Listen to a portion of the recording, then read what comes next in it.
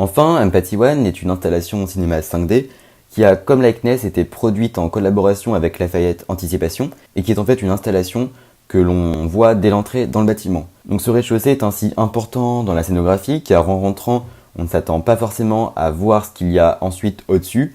On comprend également pas vraiment où l'on est, ce que cette machine est, donc c'est-à-dire un énorme caisson métallique, ce qu'il représente, et beaucoup se demandent s'il va être justement possible d'interagir avec lorsqu'ils arrivent. Et d'ailleurs, l'accès à cette première œuvre est gratuite et ne nécessite pas de ticket d'entrée pour l'exposition, même si elle exige tout de même un ticket justement pour la file d'attente. Et le choix de la rendre gratuite se justifie probablement par l'envie de Fujiwara de permettre au public un petit peu de tester l'exposition avant même d'y rentrer, et d'avoir donné en quelque sorte son accord pour payer une entrée. Donc l'artiste ici laisse le spectateur libre dans le choix, mais tout est quand même fait pour l'y attirer et lui donner envie d'essayer, notamment par exemple toute la liste de précautions de sécurité qui sonne un petit peu comme l'annonce de sensations fortes à venir. Donc là c'est vraiment le spectacle, la société du spectacle, on rentre comme dans un jeu.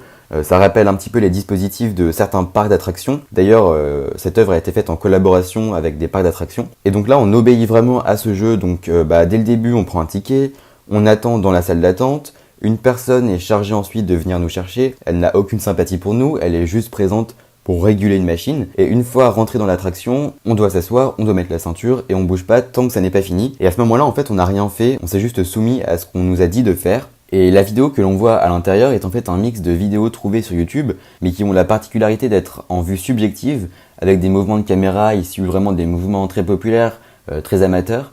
Et la vidéo est accompagnée d'effets de matière qui entrent directement en contact avec le spectateur, donc il y a de l'eau, de la pluie, du vent. Donc c'est d'ailleurs déconseillé aux personnes fragiles et l'expérience est vraiment très violente. Donc là encore une fois, on subit, puis une fois que c'est fini, on reprend nos affaires et on ressort.